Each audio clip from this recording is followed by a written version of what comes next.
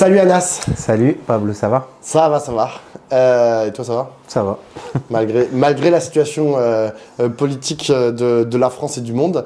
Ça va grâce à la situation politique, justement. C'est une autre façon de voir. Justement, on va en parler. Anas, je ne te présente plus, tu es syndicaliste, tu es militant et porte-parole à Révolution Permanente. Si je t'ai invité, c'est pour parler de Révolution Permanente, mais aussi de la situation politique de notre pays, politique et sociale d'ailleurs. Là, à l'heure où on enregistre, hein, il est 15h33 et a priori, d'ici quelques minutes, quelques heures, le gouvernement sera tombé parce que la censure paraît inéluctable à l'Assemblée nationale. Toi, comment est-ce que tu lis ce moment politique à ce niveau-là, au niveau du Parlement, au niveau du gouvernement? Comment tu te positionnes par rapport à ça? Bah écoute, nous on est une organisation marxiste révolutionnaire, donc je veux dire pour tout révolutionnaire, les crises politiques elles permettent et elles ouvrent des brèches vers autre chose, notamment lorsque pour nous le mouvement ouvrier, la lutte de classe, elle reprend ses droits dans la période. J'ai envie de dire il y a même un début d'alignement de planète où on a une grève importante qui va avoir lieu demain dans l'éducation nationale, où on nous parle de plus de 65% d'écoles qui seraient fermées. Il va y avoir une grève chez les cheminots à partir du 12. On parle aussi de plusieurs secteurs, les ports et docks, la fonction publique, etc. Donc je veux dire, c'est très enthousiasmant, en tout cas, de voir que ce mois de décembre va être riche de perturbations sociales et politiques. Et après, plus sur la situation en tant que telle par rapport à Barnier, la censure du gouvernement, nous, on disait à Révolution Permanente que toute la phase de dissolution, plus les 60 jours de rêves olympiques, etc., de rêves et de trêves olympiques, on nous a fait croire que Macron était un sorte de maître des horloges, etc., que finalement, bon, il décidait quand il voulait.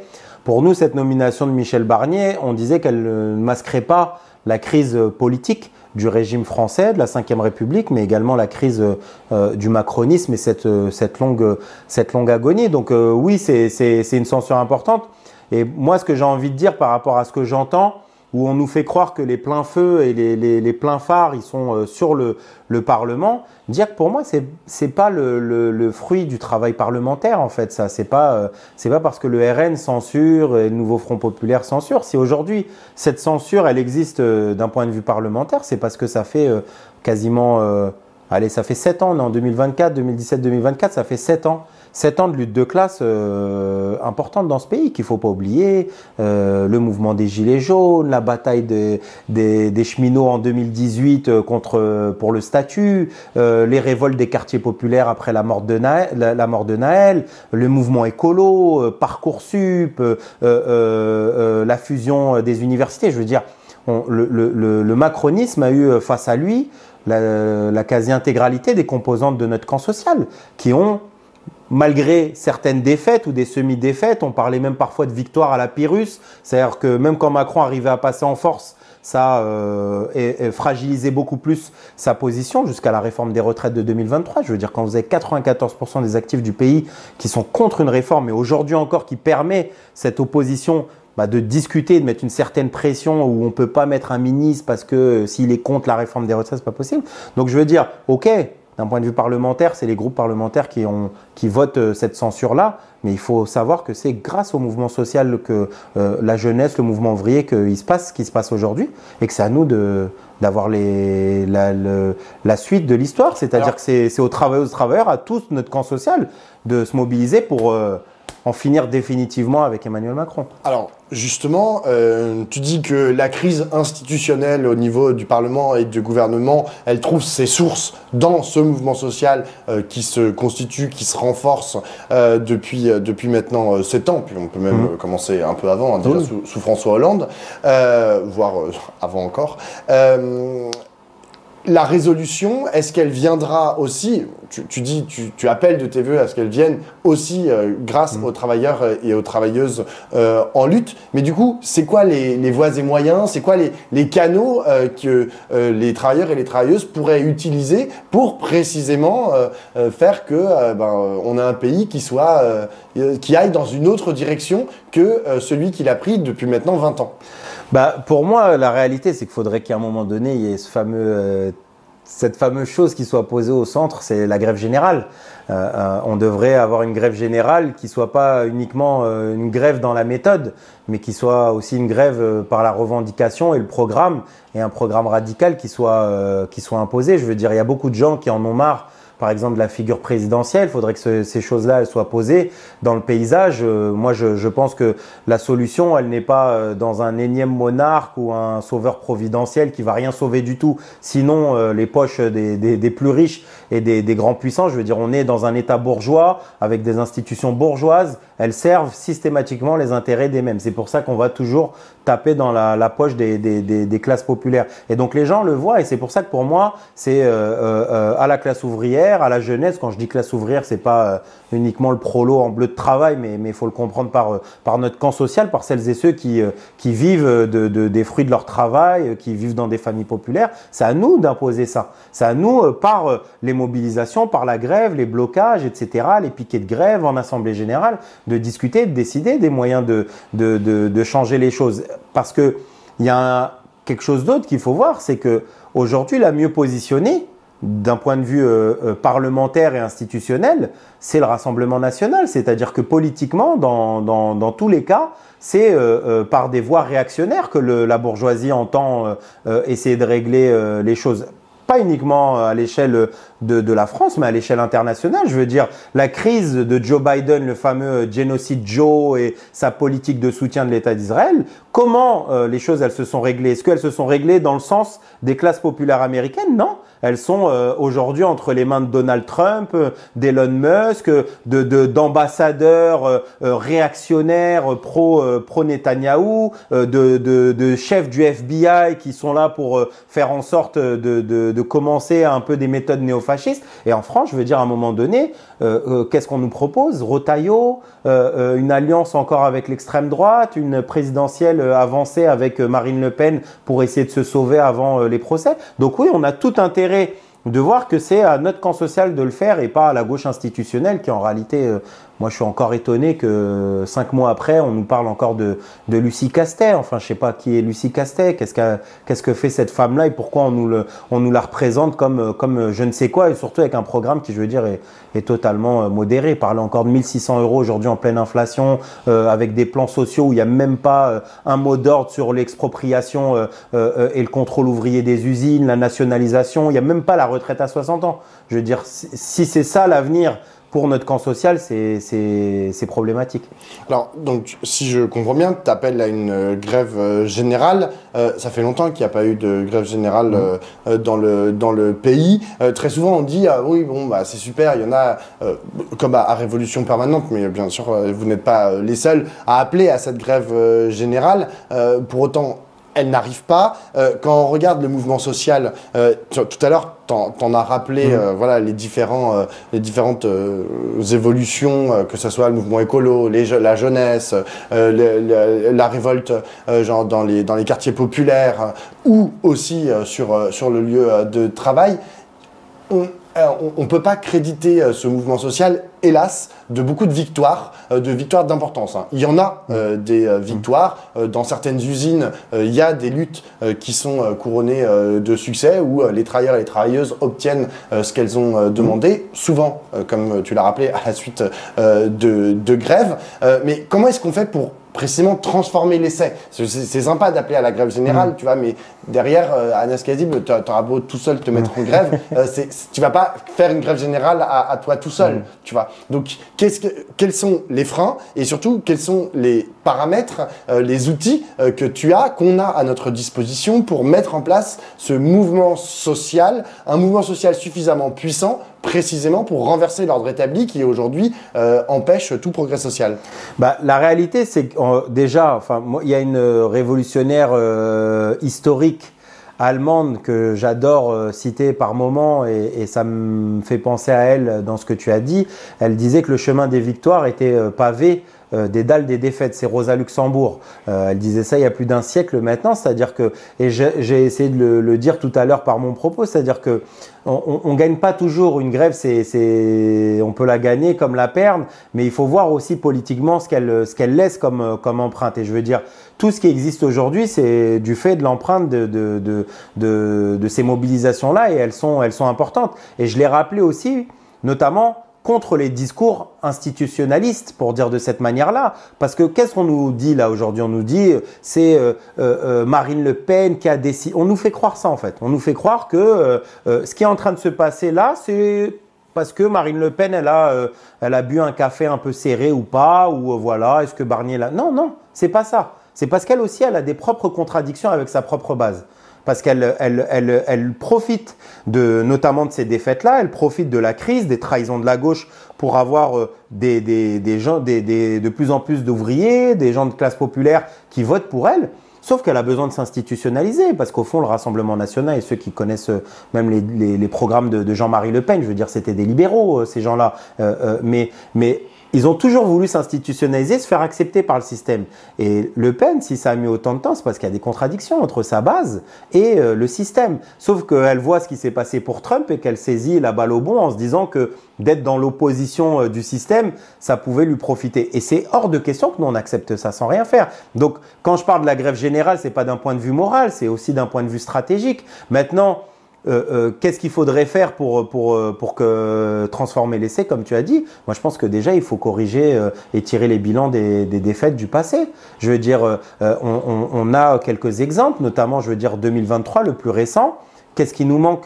C'est notamment le fait de commencer à parler de blocage de l'économie. Mais quand vous avez une intersyndicale qui dirige tout, avec à sa tête cette fameuse bromance, comme on l'a appelé, entre Laurent Berger et Martinez, où on nous explique qu'on a le droit uniquement à des journées de grève isolées, séparées, parce que Berger l'a dit lui-même, nous ne faisons pas grève pour faire tomber le gouvernement. Ça, c'est problématique. Lorsqu'on a demandé à Laurent Berger pourquoi il n'appelait pas à la grève, ne serait-ce que le jour du passage au 49.3 de la réforme des retraites, il l'a dit texto, nous ne faisons pas grève pour faire tomber le gouvernement.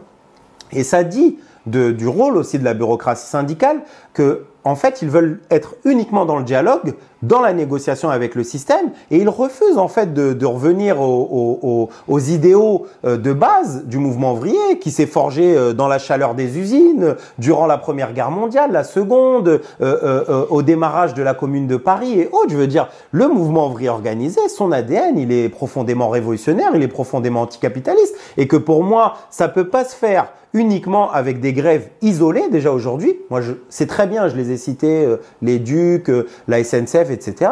Mais je sais pas, à un moment donné, au final, on se bat contre les mêmes coordonnées, c'est-à-dire ce système-là. Et on devrait commencer à se regrouper autour de mots d'ordre qui permettraient d'unir notre camp social. Je veux dire, moi, je pense aussi aux plans sociaux. J'ai pas envie de me battre que pour ma gueule de cheminot. J'ai 3 gamins, je pense aux générations futures, je pense aux enfants et aux travailleurs de Michelin, de Valeo, de PSA. Faudrait qu'on puisse discuter de ça. J'ai pas envie de discuter que des conditions de travail du cheminot, et le prof, il parle que des conditions de travail dans les Ducs. Il faut qu'on commence à avoir un programme qui permette de changer et de transformer la société. Et je pense que les grèves générales, Trotsky disait une phrase magnifique.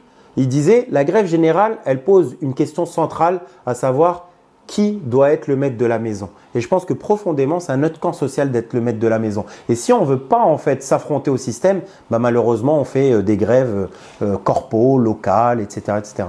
Mais si je puis me permettre, la bureaucratie syndicale que tu dénonces, elle est aussi la plus représentative aujourd'hui des travailleurs et des travailleuses syndiqués. Et que y a des endroits où il y a des gens qui sont en lutte, pas forcément syndiqués, mais qui peuvent être organisés.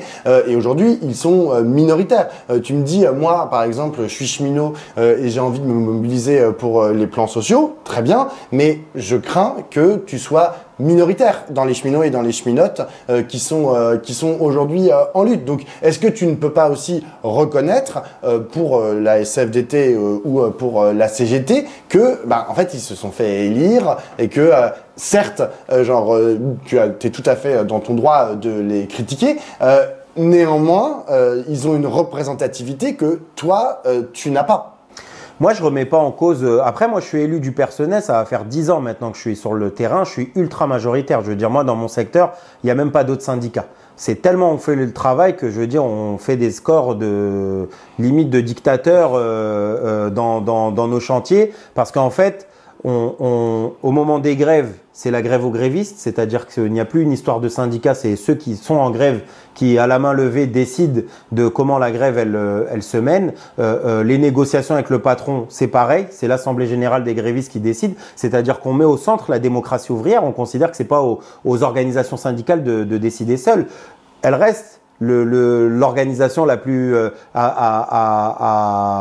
organiser le plus de travailleurs, ça c'est indéniable. Je veux dire, il n'y a pas aujourd'hui d'organisation politique telle que pouvait être la SFIO ou le PC au début du XXe siècle qui gérait des centaines de milliers de travailleurs.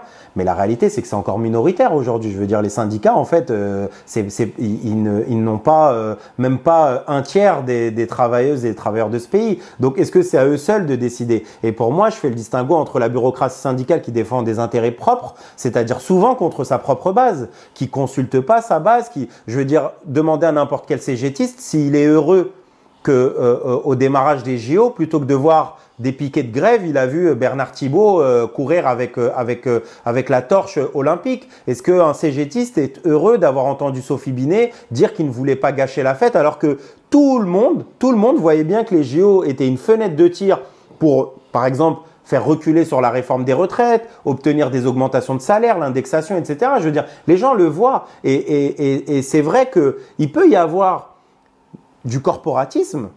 C'est normal, un travailleur, il est toujours plus impacté par ses conditions matérielles, d'existence, etc. Mais pour dire vraiment, et c'est pour ça qu'on fait même l'interview cet après-midi, comme je te disais tout à l'heure un peu entre nous, je reviens de tourner. J'ai tourné ce matin de toute la matinée dans mon triage. Je suis impacté par le niveau de conscience politique de mes collègues. C'est-à-dire que moi-même, peut-être, je pouvais être plus timoré, plus centriste pour dire que mes propres collègues qui eux-mêmes mettaient avant moi la situation politique avec la censure, etc.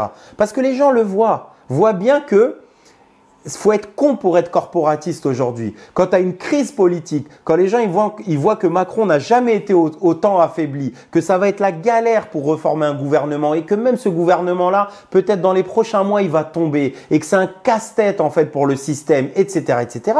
Ben, mes collègues, ils voient que il y a possibilité peut-être que ça débouche sur autre chose. Parce que oui, eux, ils sont cheminots, mais leurs gamins, ils seront peut-être pas cheminots. Tu vois ce que je veux dire? Et donc, ils commencent à réfléchir, à se dire au final, quel monde je vais laisser à mes enfants et aux générations futures. Et je pense qu'avec des discours comme ça, qui ne sont pas des discours démagogues, on n'est pas en train de parler de la dictature du prolétariat. Je veux dire, on n'est pas dans un moment révolutionnaire ou quoi que ce soit. Mais je veux dire, avec des mots d'ordre un peu radicaux qui parlent aux gens, qui permettent de leur montrer qu'aujourd'hui, on est dans une phase où il est possible d'avancer et voir au fur et à mesure comment les choses elles se décantent. Je sais pas moi, quand j'entends des éditorialistes bourgeois danser dans l'air, etc., expliquer que le système craint des gilets jaunes XXL, que Macron il va vite essayer de donner un nouveau gouvernement. Pourquoi? Pas parce qu'il est pressé, parce qu'il a peur que le temps d'attente chauffe les esprits des masses populaires et qu'à un moment donné, elles décident de prendre la rue. Ils sont beaucoup plus conscients, ils ont une conscience de classe qui nous dépasse nous-mêmes.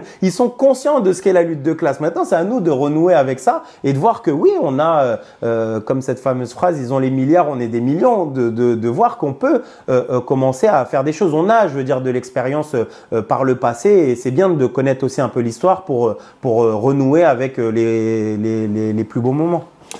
Tout à l'heure, tu as parlé du lien entre les revendications sociales des travailleurs et des travailleuses et de l'extrême droite. Je voudrais te faire réagir à moi quelque chose qui me choque profondément. Dans les 4 ultimatums qu'avait donné Marine Le Pen à Michel Barnier pour ne pas le censurer, bon, il y avait cette abjection de la diminution, voire de la transformation de l'aide médicale d'État. je mets ça de côté, c'est horrible et c'est atroce. Et Michel Barnier avait consenti à modifier le panier de soins de l'aide médicale d'État.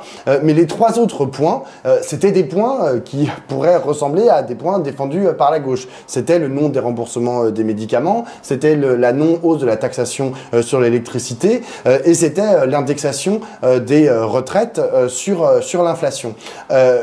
Comment est-ce qu'on fait lorsque on voit que certains points... En plus, le pire, c'est que tout à l'heure, tu as parlé des éditorialistes bourgeois, la classe médiatique, genre titrait, j'ouvre Le Monde et je vois Marine Le Pen a réussi à faire reculer Barnier sur, en l'occurrence, le remboursement des médicaments et sur la hausse de la taxation sur l'électricité. Et je me dis, merde, alors là, si Marine Le Pen commence à récupérer des victoires qui sont celles, en fait, du mouvement social, on est vraiment dans la merde.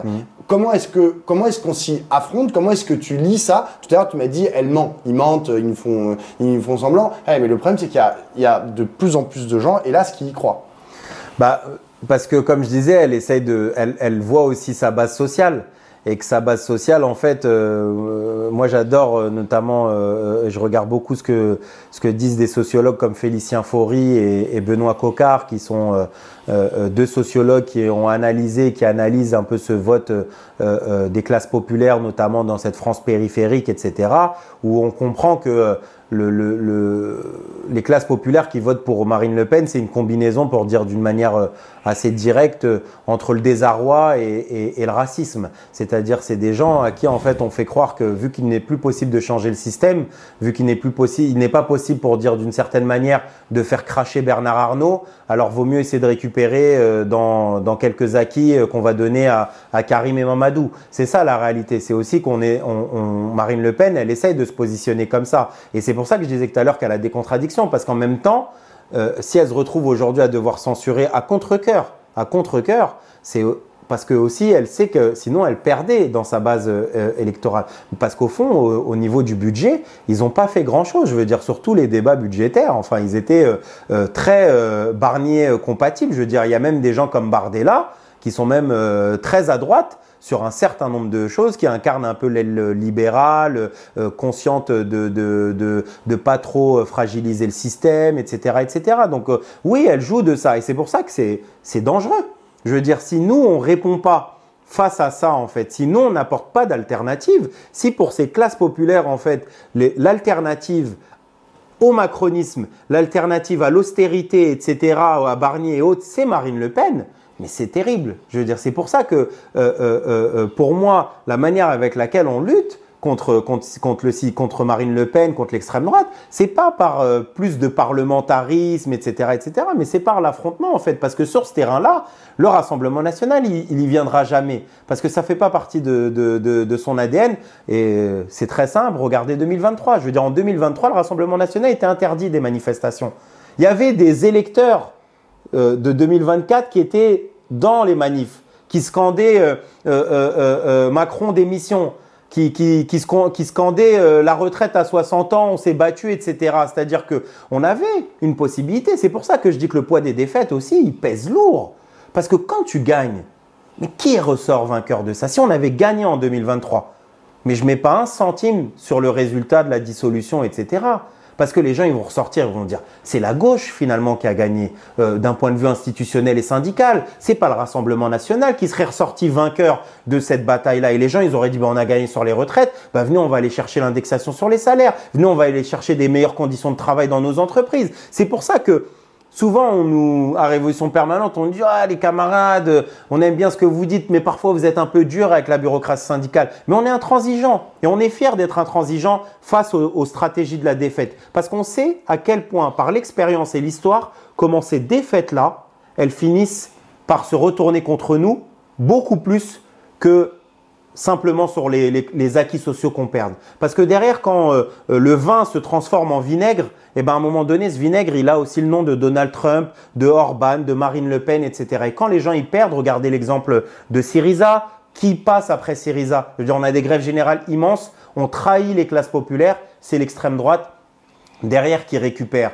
En Espagne, c'est les mouvements type Occupy, etc. C'est Podemos qui rentre dans le Parlement. Qui finit par profiter de tout ça? C'est Vox. Je veux dire, à un moment donné, on connaît l'histoire et on sait pertinemment que nos défaites, elles finissent systématiquement, malheureusement, par être un sorte de carburant pour faire avancer l'extrême droite. Donc, pour affronter tout ce que tu as dit et toutes ces inquiétudes qui sont les miennes, moi, je veux dire, je suis un ouvrier. Quand je vois que 57% des ouvriers qui ont voté aux dernières législatives, ils ont mis un bulletin RN, c'est grave, c'est dangereux. Et c'est pour ça que les directions syndicales, elles ont une responsabilité encore plus importante qu'hier.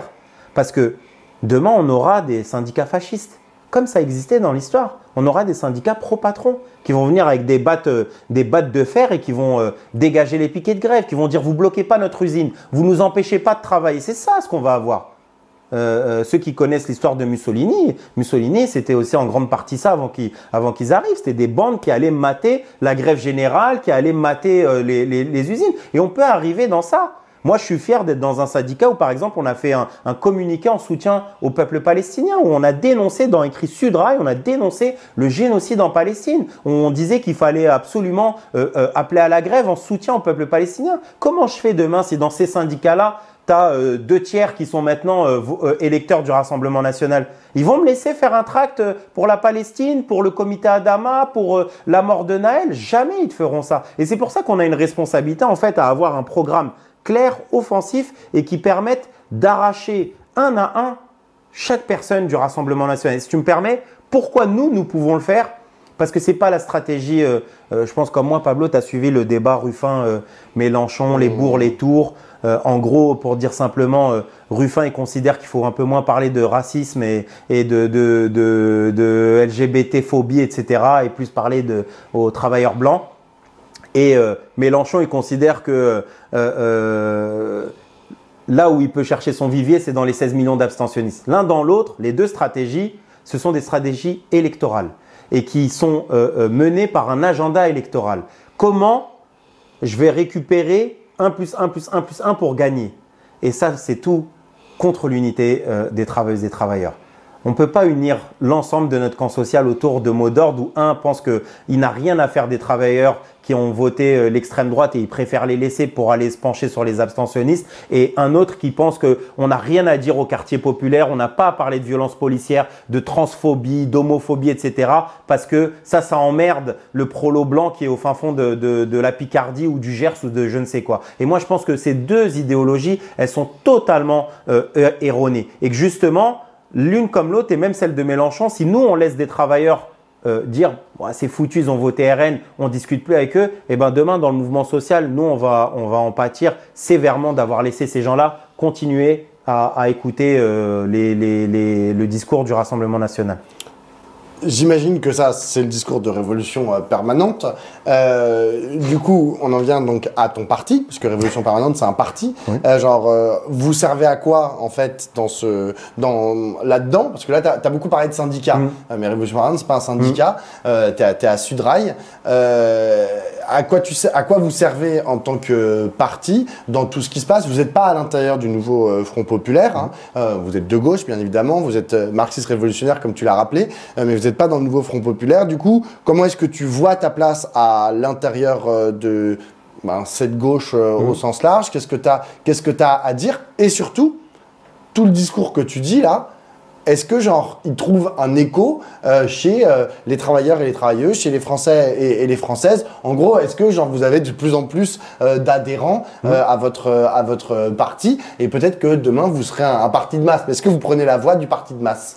Je ne sais pas si on sera le parti de masse, je l'espère. Peut-être il se fera de différentes compositions et fusions avec d'autres organisations marxistes avec lesquelles on a beaucoup d'accords, etc., stratégiques et programmatiques. Après, si je parle pas de syndicats, moi. Après, bon, les syndicats, ils font partie de la classe ouvrière, mais je parle beaucoup du monde du travail, des travailleuses et travailleurs, parce que c'est notre colonne vertébrale. Notre centre de gravité, c'est celui de la lutte de classe. Ça ne veut pas dire qu'on est anti-parlementaire. Preuve étant, moi, j'étais candidat avec ma camarade Elsa Marcel aux dernières législatives dans la circo de Seine-Saint-Denis. On avait essayé en 2022, on avait récupéré plus de 160 parrainages, comme quoi, même avec un titre où c'est Révolution permanente, on ment pas sur la marchandise, pour dire de cette manière-là, eh ben, on a réussi à avoir le parrainage de plus de 160 maires de petites villes, etc. Et nous, pour nous, le changement et la transformation sociale viendra de cette centralité de la classe ouvrière, de son rôle en fait révolutionnaire pour changer les choses. Et je pense que même si parce que souvent on a cette compréhension que politique égale député, maire, sénateur, etc. Et que on n'a pas de député, on n'a pas de maire, mais je pense que tout le monde voit l'utilité de Révolution Permanente pour celles et ceux qui nous connaissent. Je veux dire aussi bien dans les piquets de grève, aussi bien par les articles qu'on écrit, les émissions qu'on fait, où on est un visage important de cette extrême gauche française. Je veux dire, c'est pas le fruit du hasard si on est attaqué. Je veux dire, on a été 5 camarades de Révolution Permanente à avoir été convoqués en garde à vue pour apologie au terrorisme, pour notre soutien au peuple palestinien. Moi, j'ai été condamné en premier procès. On a fait appel, mais par rapport à comment dire, un meeting qu'on devait faire à la Sorbonne qui a été empêché par Génération Identitaire. C'est nous qui avons été condamnés et pas Génération Identitaire. Donc, le pouvoir sait qui nous sommes et c'est le rôle qu'on joue. Et je pense que les gens le voient, les travailleuses et travailleurs. Là, on est en train de faire une enquête incroyable sur la RATP où il y a une chasse aux arrêts maladie, il y a une chasse et une traque aux agents en accident du travail pour les licencier avant la privatisation. Donc notre rôle, il est celui-là. Il est d'essayer modestement d'être un apport à la classe ouvrière, d'essayer de proposer une boussole stratégique, tactique. On n'a pas la prétention d'être le parti de masse ou d'être l'état-major de la révolution ou quoi que ce soit. Mais c'est pour ça qu'on considère que notre rôle aujourd'hui, il est primordial et que renforcer des organisations révolutionnaires comme la nôtre, c'est important. Parce que au final, je veux dire, quand vous prenez la gauche institutionnelle, ok, il y a des députés, mais qu'est-ce qu'ils ont fait pour le quotidien des gens aujourd'hui? C'est-à-dire, qui peut dire, moi, la gauche institutionnelle, elle m'a apporté ça, ça, ça, ça, ça? Personne, parce que la gauche institutionnelle, ok, il y a des amendements, il y a des commissions parlementaires, il y a des motions de censure, des propositions. Alors, mais concrètement, comment on a changé les choses? Et à chaque fois, par l'histoire, et pas uniquement l'histoire en France, à chaque fois qu'on a obtenu des choses, qu'on a fait bouger les choses, c'est lorsque le mouvement ouvrier, la jeunesse s'est mobilisé. Donc on pense que vers là, on peut aller et que oui, tu posais une question, est-ce qu'on avance? Oui, on avance d'un point de vue du nombre de nos militantes et militants. On est en plein dans le 2e congrès où on a quasiment triplé le nombre de militants. Depuis notre départ du NPA, là où on était à l'époque jusqu'en 2021, on avance petit à petit. Il y a de plus en plus de gens avec qui ça fait écho parce que aussi les gens ils voient bien toutes les limites de la gauche institutionnelle. Je veux dire, il y en a beaucoup qui ont voté NFP, nous on leur en veut pas. Je veux dire, nous on a présenté une candidature en dehors du nouveau Front Populaire, critique aussi de ce qu'il proposait, parce que nous on considère que c'est pas avec François Hollande et des anciens ministres de Macron et des Fabien Roussel et compagnie, en fait, avec un programme mou du genou, avec des illusions institutionnalistes qu'on va changer les choses. Je veux dire, moi je suis pas là pour dire attention, il faut voter pour nous, parce que derrière les institutions sont en danger. Non, moi je suis pour en finir justement avec ce système bourgeois, pas pour être un médecin de gauche, d'accord, pour essayer de sauver la mise au système. Parce qu'il ne faut jamais oublier que la gauche institutionnelle, en première et en dernière instance, le système et l'État bourgeois, en fait, elle le gérer. Et nous, on ne veut pas ça. Nous, on veut essayer de penser notre société et ça parle à toute une nouvelle génération qui voit toutes les limites de ça et aussi à plein de travailleuses et travailleurs qui ont fait confiance par le passé à la gauche et qui au final se disent mais en vrai, moi j'arriverai pas à changer l'avenir en mettant juste un bulletin dans l'urne et en faisant rien du tout en attendant tous les 5 ans quel est le monarque qui gagne, quoi.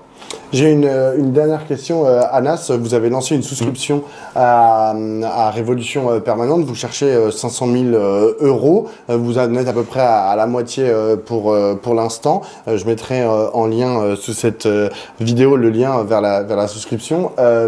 Qu'est-ce que vous voulez faire en fait avec tout cet argent?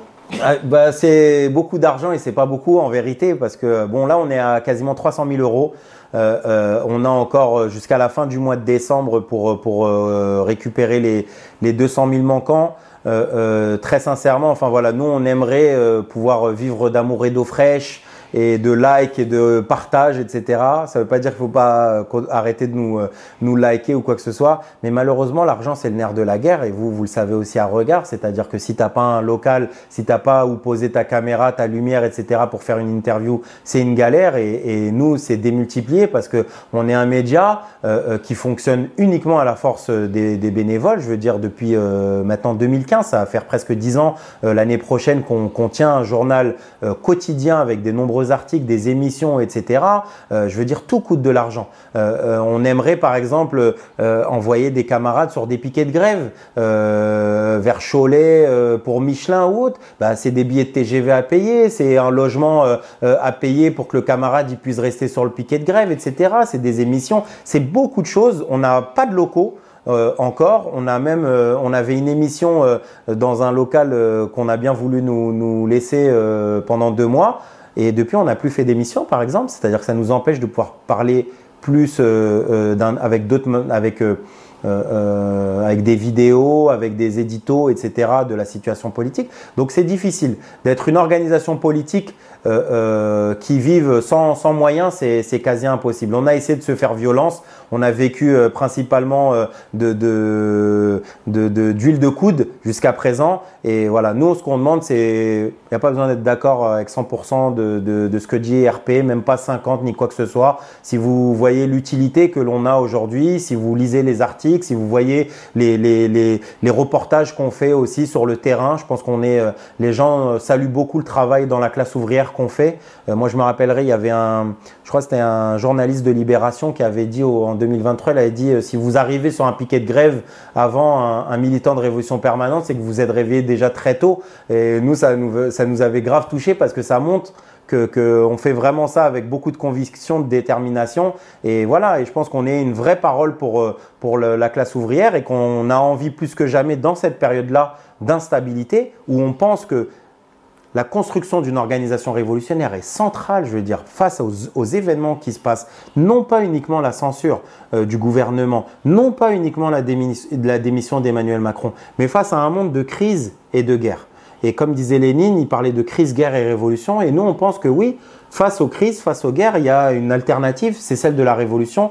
Et on ne peut pas faire de révolution sans une organisation révolutionnaire qui vient aussi avec son expérience, avec ses militants pour aider, essayer de porter un programme, une idéologie, etc. qui va sur les piquets de grève, qui a des travailleurs comme moi qui militent aussi dans les entreprises pour organiser aussi des grèves sur les conditions de travail. Et donc soutenir RP pour les 500 000, c'est soutenir tout ça, c'est nous permettre d'avoir les moyens d'exister. Et moi je remercie, je te remercie toi, Regard, de permettre de parler de cette souscription, et je remercie les 300 000 euros de dons qu'on a reçus. Et voilà, donnez ce que vous pouvez.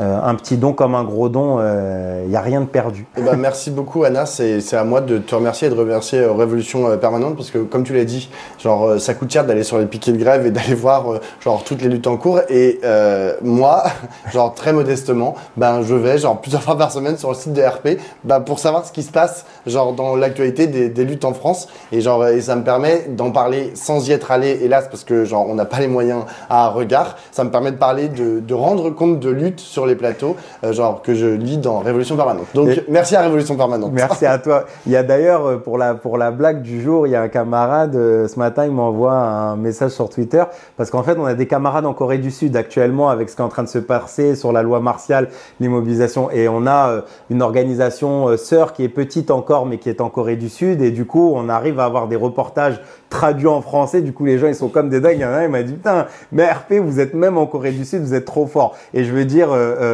ça nous touche. Et voilà, vraiment, tous les moyens qu'on a financés, c'est pas pour aller en vacances ou je ne sais quoi, c'est vraiment pour essayer de mettre plus de force dans la lutte. Et on sait qu'avec plus d'argent, on arrivera à multiplier les réunions publiques, le travail, etc. Et n'oubliez jamais, si tu me permets un dernier truc, je veux dire, dans cette phase-là, on parlait du RN et de l'extrême droite. Vous voyez, les amis, la bourgeoisie, elle investit massivement dans l'extrême droite. C'est primordial, je veux dire, d'avoir des Elon Musk, des Bolloré, des Saadé pour BFM, des Bernard Arnault. Il faut savoir que, par exemple, Bernard Arnault, Saadé et Bolloré viennent de racheter l'ESJ, l'école supérieure du journalisme. C'est-à-dire maintenant, ils n'ont même plus besoin d'acheter les chaînes pour les contraindre. Ils vont les contraindre dès l'école. Alors Bolloré s'est retiré. C'est vrai?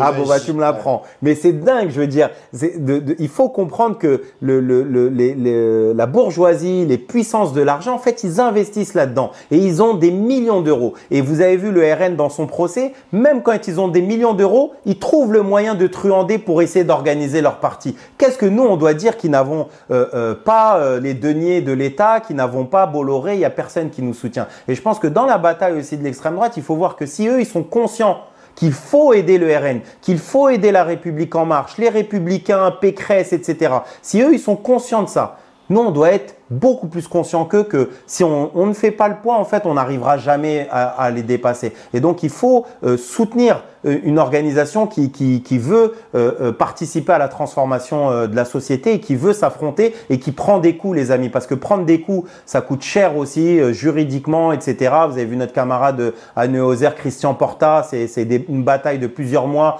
On fait un film, tout est bénévole. Donc voilà, vraiment, merci à toi, Pablo, même pour les mots que tu as dit.